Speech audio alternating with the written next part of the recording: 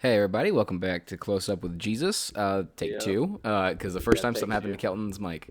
Yeah, This it is just episode stopped working. 24, so you'll have to see me trying to frantically find that. Yeah, Uh, we got it this time. So, this time we got it. yeah, totally. Yeah, totally. This is episode We 24, uh, and today the lesson's about asking for help from heaven. And we got it. And also, I want to apologize that we didn't post the past 3 weeks. we kind of took Whoops. like an unannounced break, I guess. Not really a break. It just didn't work out the 2 weeks, and then last week was Yeah, Halloween. So and it it just was didn't work also out. like Oh, my microphone. I had like two or three big exams coming up as well. So those were hectic to study for. Mm-hmm. But we're back, and with a pretty good lesson, I think. Oh, am I good? You're there. Okay, that was weird. I had a weird buzz that just popped up in my headphones. Probably from the cord Huh. just jiggling. It's fine. Technical difficulties are no stranger here. Falling Water Baptist Tabernacle. Don't worry about it. So yeah, today we're going to talk about asking for help from heaven, and I would like to start with Matthew chapter 7, verse 7. Ask, and it shall be given you. Seek, and ye shall find. Knock, and it shall be opened unto you. For every one that asketh receiveth, and he that seeketh findeth, and to him that knocketh it shall be opened. Or what man is there of you, whom if his son ask bread, will he give him a stone? Or if he ask a fish, will he give him a serpent? If ye then, being evil, know how to give good gifts unto your children, how much more shall your Father, which is in heaven, give good things to them that ask him? Therefore, all things whatsoever ye would that men should do to you, do ye even so to them, for this is the law and the prophets. So, right there, it's saying, hey, we do wrong to one another. We are, oh my, we're evil to one another. We are inherently evil because we sin. And we even know how to give good gifts to our children. So if we're God's children, how much more is he going to give us if we ask for it? See, that's the Right. key. We often don't ask for it. We just try to do it ourselves. Right there it says, ask and it shall be given you. Seek and ye shall find. Knock and it shall be opened unto you. A lot of the times I think Christians, we want to do it our way and not God's way. Yeah. Or we don't want to put in the effort for it. So we can't expect to And see fruits if we're not going to put in the work. it's either that or they're just praying and asking, but they're not doing anything else. It's like, Like in Matthew, what was it, 21 and 22? yeah, 21. Yeah, 21, 22. Yeah. So Matthew 21, verse 22, it says, "In all things whatsoever ye shall ask in prayer, believing ye shall receive." So that has the play into of faith. And another verse that I found that directly correlates with that, with what we're talking about, is James 2:17, where it says, "Even so faith, if it hath not works, is dead being alone." Meaning you need to pray about it, because you need to ask God for the help. He wants you to ask, right? But if that's all you're doing, if you're not also putting in the effort, then God can't work through you or work with you. Yeah, he can't. It's not. Hold on, my microphone's being funky fresh. There we go. Exactly. If it's like praying, God, I want a Mercedes. Please give me a Mercedes. Please, please, please, please, please, please, please give me a Mercedes. If you don't actually go out and try to find a car and leave your house ever, are you ever going to get the Mercedes? Or if you don't start saving up the money or anything like that. Like, if you're just expecting, the exact amount you need to buy a Mercedes to show up in your wallet, then Probably ain't going to happen, it's Chief. probably not going to happen. Unless, of course, it is God's will. Because there's another verse, I don't know which one it is, but it talks about praying, and if it is in God's will, then it'll happen. And that reminds me of Matthew chapter 6, verse 19.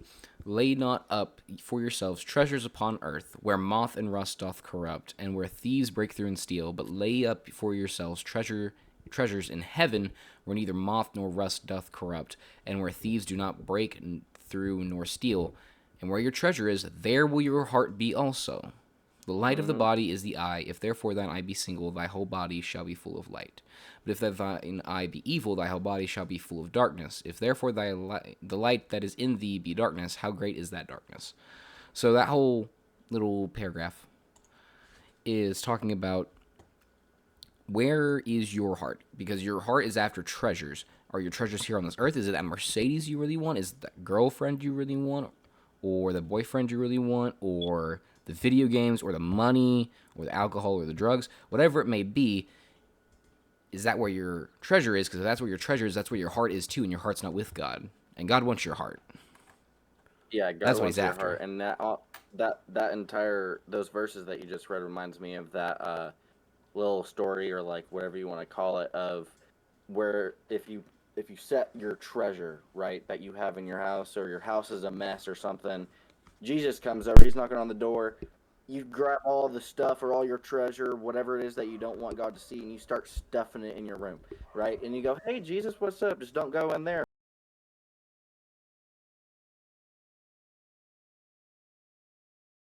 And, you know. Yeah. Yeah. Because he's gonna go wherever that is, because he's after your heart. Mm-hmm. That reminds me of what you were talking about, Kelton, the rich man. Oh yeah, So in Matthew the rich chapter man. 19, verse 18, we're going to start there, but a little prelude to this. A man walks up to Jesus and asks if he can go with him, and Jesus asks him if he kept all the commandments. And he asked Jesus which ones. And Jesus said, "Thou shalt do no murder, thou shalt not commit adultery, thou shalt not steal, thou shalt not bear false witness, honor thy father and thy mother, and thou shalt love thy neighbor as thyself." The young man saith unto him, "All these things have I kept from my youth up. What lack I yet?" Jesus said unto him, "If thou wilt be perfect, go and sell that thou hast, and give to the poor, and thou shalt have treasure in heaven, and come and follow me." Verse 22, this is important. "But when the young man heard that saying, he went away sorrowful, for he had great possessions. His heart was with his not with heaven." So he's sad and he's sorrowful and he turns away from God. And that's what ultimately happens whenever we are asking for Jesus for stuff that isn't going to Mm-hmm. further the kingdom. We're going to end up sorrowful because we're probably not going to get it. And if we get it by our own design, And we're not going to be very happy.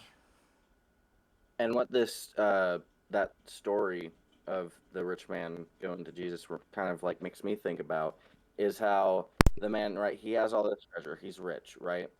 But he goes up to Jesus. Jesus at this point is relatively a very popular figure. Mm-hmm. So he was looking for he was asking God if he could go with him, because maybe he was thinking, "Oh, hey, this guy's famous. I want to," for the wrong reasons. And Jesus knew it, so he told him to put aside the one thing that he held dearest to his heart, which Mm-hmm. was all of his riches. Right. Let's see.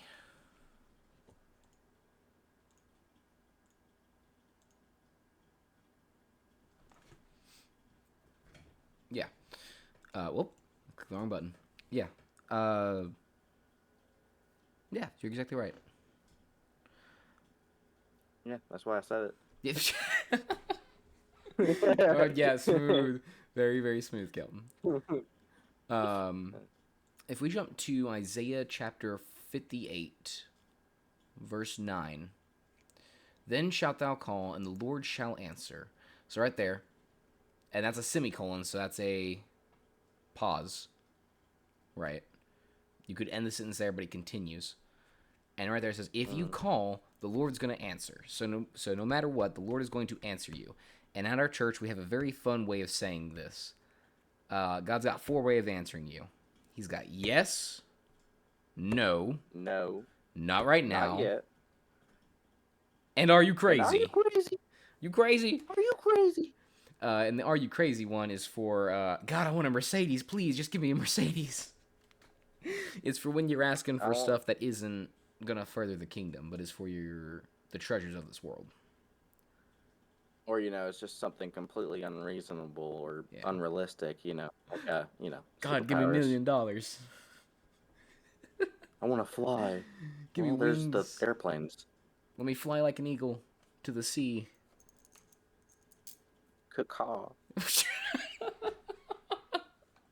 Yeah. But since it's a semicolon, the thought continues. Thou shalt cry, and he shall say, Here I am. If thou take away from the midst of thee the yoke, the putting forth of the finger, and speaking vanity, and if thou draw out thy soul to the hungry, and satisfy the afflicted soul, then shall thy light rise in obscurity, and thy darkness be as the noonday. And the Lord shall guide thee continually, and satisfy thy soul in drought, make fat thy bones, and thou shalt be like a watered garden, and like a spring of water, whose waters fail not. So right there, it says if we follow the Lord and if we listen to Him, or call out to Him and ask Him to help us, He is going to help us. He is going to satisfy our souls. He's going to make sure we live. He's going to be like a spring of water whose water fails not, or like a watered garden where fruit is coming Mm-hmm. forth abundantly. And verse 12, and they that shall be of thee shall build the old waste places. Thou shalt rise up the foundations of many generations, and thou shalt be called the repairer of the breach, the restorer of paths to dwell in. I think I'm supposed to end at verse 11. Oh well, same thing. We got an extra verse in there. But that's what God's going to do if we call out to Him and if we listen to Him. Listening to Him is important. Yep. Because it says, the Lord shall guide thee. It's not gonna say He's gonna take you by Not the. He's help gonna you. wrap you up, throw you over throw yourself over his shoulder, and take you somewhere far away. No, no, no. He's going to guide you the way you should go. Guides don't force you to go a certain way. They say this is the way we should go, and then you decide whether or not to follow them. Yep. And that these verses also remind me of how, God, it say something about what you pointed out was like God supplying our every need, right? Mm-hmm. Yeah. So a really a good example that Brother Ray uses all the time, and you can look at this however you want, but pineapples take 3 years to grow, right? So if you're eating a pineapple, 3 years ago, God knew that you were going to be eating that and that you needed that or wanted that at that moment. Same thing with gas. Somebody had to drive it all the way from wherever to the gas station to put it into their tank so that you could put it into your cars. So that's an example of God supplying your need, you know? Yeah. It's a wonderful example. I love when he tells those little. He gives these examples and stories. Mm-hmm. He's really good at it. If we go to yes, Psalms 60, verse 11, and this is David talking to God. Give us help from trouble, for vain is the help of man. Through God we shall do valiantly, for it is that shall tread down our enemies. So right there it's saying, God's going to help us because man's help is vain. It's not going to help. It will do nothing. Only Mm-hmm. God can help us. And then we see again in I think it's Psalm 72. 12 through 14. Yeah. Psalm 72, 12 through 14. For he shall deliver the needy when he crieth, the poor also, and him that hath no helper. He shall spare the poor and needy, and shall save the souls of the needy. He shall redeem their souls from deceit and violence, and precious shall their blood be in his sight. Pretty good. Mm-hmm. And again, in Psalms 46, verses 1 through 3, God is our refuge and strength, comma, a very present help in trouble. So he's our refuge, and a refuge is somewhere you go when you need to recenter yourself and resupply and fix yourself. When you're trying to flee from an enemy, you go to your refuge, right? And he's our strength, and he's very present help in trouble. So when we're going through trouble, God is right there beside us, with us. We got to ask him, like we've been saying. You have to ask. Therefore, we not. Oh, goodness gracious. Therefore, will not we fear, Though the earth be removed, and though the mountains be carried into the midst of the sea, though the waters therefore thereof roar and be troubled, though the mountains shake with the swelling thereof. So, because we know God is our refuge and our strength, and He's right beside us the entire time, and we have the God of the universe who made everything and anything and knows everything, because He's right beside us, we don't need to fear when the earth shakes and when the mountains move and when the waters Or when the wind roar. blows. Yeah, or when the wind blows. Starts making me think of a song. It's a tornado. Hurry, get on the front porch. Storm chasers. Yeah. Oh man, we don't have to be But afraid you because God's right also, there. right, and another aspect of this is, right, there's four-way God's answers you, like we said earlier. Yes, no, not yet, and are you crazy? But the way God answers you is not always going to be in the way that you expect. Like, you might be praying for healing, right? And then they end up dying anyways. And so you're like, God, why? If that person is saved, they're going to end up healed one way or the other. And their Because in death, heaven, we have two bodies. yeah, and their death may bring about someone else getting saved. And that's another soul plucked from the fire, Hmm. and that may be the whole reason. We Or have it no can idea. bring up, like, there's been people who have families, right? Like, somebody dies in a shooting or something. Yes, that is awful. But then somebody goes and puts together a really good organization that is able to help people that have been through this or are going through it. And so, yes, this really bad thing happened, but good still comes out of the bad. God will turn whatever. Because see, all the devil can do is make imitations of what God can do. So ultimately, Hmm. everything is God's. So whenever something bad happens, it's just an imitation of the good God can do. And if what the Hmm. devil makes is an imitation, imitations are always worse than the real thing. So if the imitation seems really bad, just know God's gonna make something even better come from it. Like, for example, anxiety. That is not, God did not give us anxiety. Yes, He gave us fear, but not anxiety. Anxiety is an ungodly fear, a fear of everything and anything. And then another example would be depression, you know?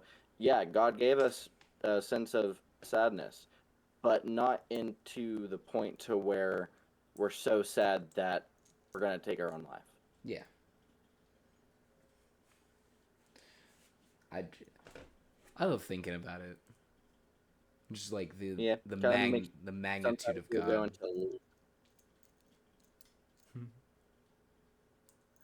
All right, well, I believe that's all I gotta say. Do you got anything else to add, Kelton? I had those verses, and then I was working around you, so Okay. Well, we're I'm done. off I each other think. a little bit. If y'all have any questions, please comment. We love it when you comment because that lets us know stuff, and we get notifications when you do. Not through Facebook though. Brother Ray gets those. So if you comment on Facebook, it'll Hmm. take us a little bit longer to see it, but on YouTube we see it immediately. So yeah. Uh, well, yeah. Thank you guys. We'll see you tomorrow at 7, and we love you guys. See ya. Bye bye.